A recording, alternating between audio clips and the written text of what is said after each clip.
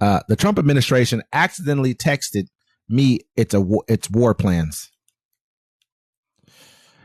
The world found out shortly before 2 p.m. Eastern time on March 15th that the United States was bombing Houthi targets across Yemen. I, however, knew 2 hours before the first bombs exploded that the attack might be coming. The reason I knew this is that Pete Hegseth, the Secretary of Defense, had texted me the war plan at 11:44 a.m. The plan included precise information about the weapons, packages, targets, and timing. This is going to require some explaining. He said the story technically begins shortly after the Hamas invasion of southern Israel on October 23rd. The Houthis, an Iran-backed terrorist group whose motto is "God is great, death to America, death to Israel, curse to Jews, victory to Islam," soon launched attacks on Israel on international shipping, creating havoc for global trade. Throughout 2024, the Biden administration was ineffective in countering the Houthi attacks. The incoming Trump administration promised to be tougher, however. So, basically what he did, he was texting everybody, which is weird. Why would you text that on your mobile phone? And you said, what if the reporter was just like an agent or somebody? He just wanted to put it out. That's crazy. It just doesn't really make a lot of sense. I mean, I think they have some actual script behind what he was saying. They actually have some of the text. I think he was texting with JD Vance. You know what I mean? First, they was like, and then he added this reporter to the actual text message, like added him into the text thread on accident. A reporter. JD Vance is like, hey, I don't really want to go helping out the Europeans. I'm sick of carrying their water pretty much for them. And Hegseth is like, oh, well, yeah, me too, man. They're pathetic. This, that, and the third, talking crap about them. But who else is going to do it if we don't do it? I mean, this is all stuff now that's going out to the world, and them seeing that our, Secretary of Defense, you know what I mean, and also our Vice President are sitting here talking crap about our biggest allies. Yeah, I mean, of course, I mean. You're going to see more slip-ups like this. Now they're trying to do investigations, but I mean, they're doing a lot of stuff. And, the things that they're not trying to be transparent about, they're not trying to, like the people they kicked out to Venezuela, which we're probably going to cover on the next show because that's going to become an issue. But I mean, this is just a lack of, you're sending a reporter, you know what I'm saying? Your plan of war. Why is that even in a text message? That's what I'm thinking too. You don't have like phones that are encrypted. Oh, my bad. But Hillary's emails, bro. You know what I'm saying? This is a bigger scandal than Hillary's emails. You sent plans of war through a text message. That's the same place DoorDash tells you your food's coming. Hey, like I say, man, it's really crazy when you actually see the text and read the text. It's just like it's like me using my phone to text DMAC, and we're just talking regular talk, like, hey, yeah, I'm sick and tired of these messing with the Europeans, blah, blah, blah, blah. Oh, let me text you what the war plan is, just over to your phone real quick and tell you, give you all the exact, like that. I mean, we act like phones can't be hacked. Like if you have this person's number on your stuff, say he sends you a link of some sort. Yeah.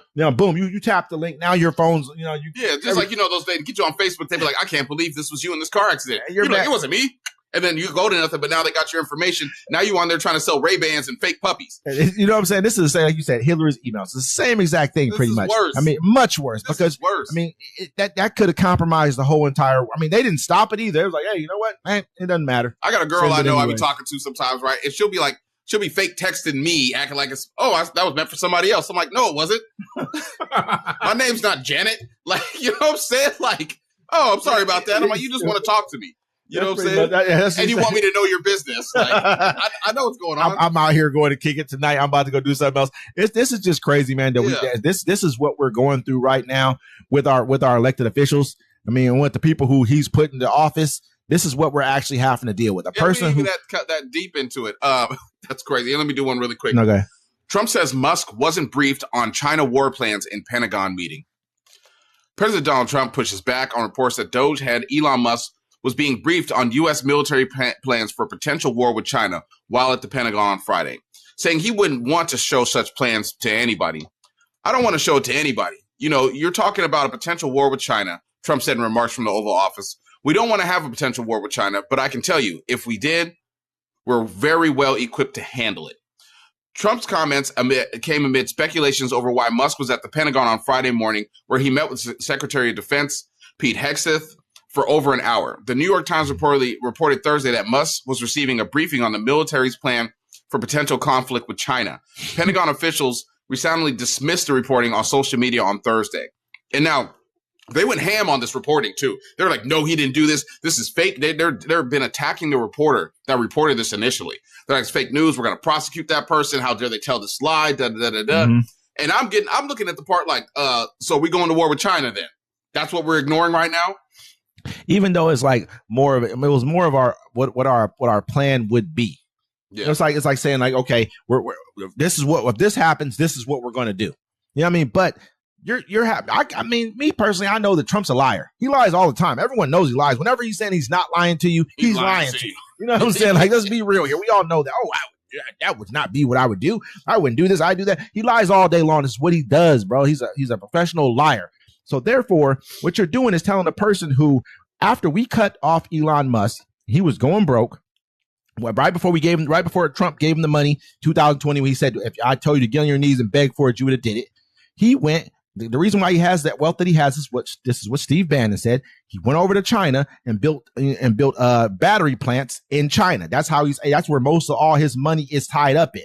So his wealth is tied up in China right now. So and this is the reason why he couldn't get security clearance, because he's dealing with so many different foreign heads of state, but he's not telling us what they're talking about. So he couldn't even get security clearance before even when his SpaceX programs were dealing with government contracts and all this other stuff, everyone else in his business had it. He couldn't get it. He just got it now recently because Trump's going to give anybody this stuff.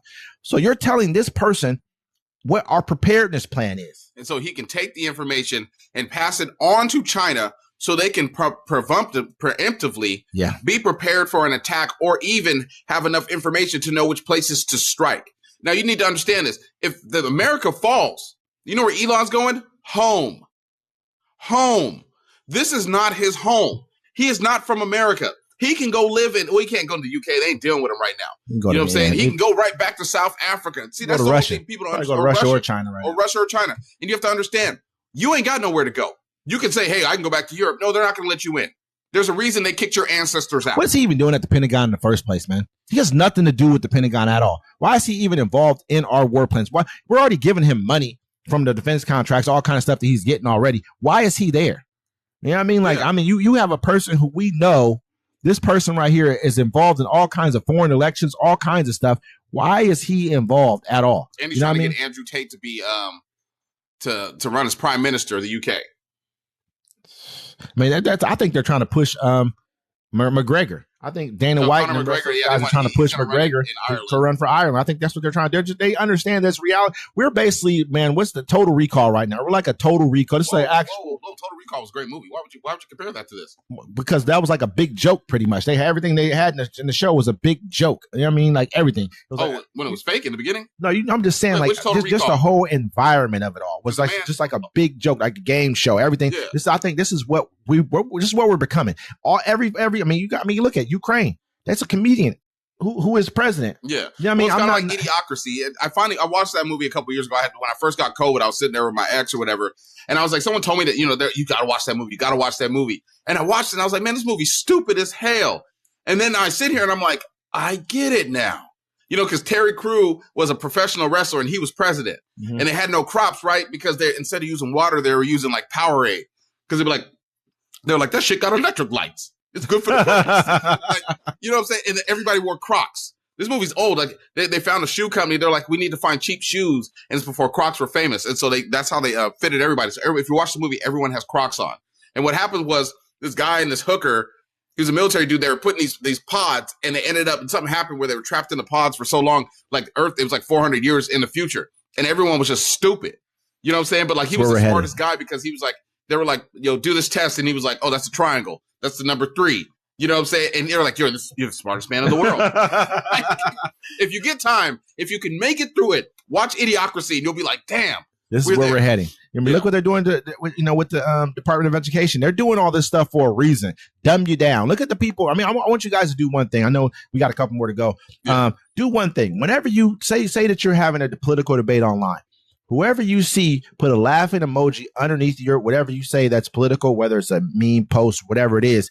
Understand who they are. Yeah, remove them. That's what I'm doing. I mean, I don't remove them. I just understand who they are. I know that this person is not dealing with a lot of cards upstairs. This is why they laugh about it, because they really don't have anything to talk about. There's nothing for them to discuss. Most people who are voting for a particular side, that's what they do. Well, it's because everything is a joke to them. It's like everything, because they can't. It's like they'd rather sit down and have a beer with you because they don't have anything. They don't have anything of substance to talk about. That's why they want to be able to have a beer with a guy so they can have a regular conversation about just regular things. But they don't understand this world's not built that way. This is why people have education. It's why people go to school so we can learn more things. You wouldn't have AI and everything you have if the whole world was built around regular conversations. You know what I mean? Every single day. I'm not saying you never have them, but Jesus, man. Yeah, I mean, we'd all get along better as Americans if we didn't bring up race, religion, or politics in our conversations. But that's the norm these days. And for me, if you're on our web's network media, don't forget to like, comment, and subscribe on that. But if you're on there and you're putting laughing emojis, saying whatever crazy stuff, that's fine. But if I'm on my personal stuff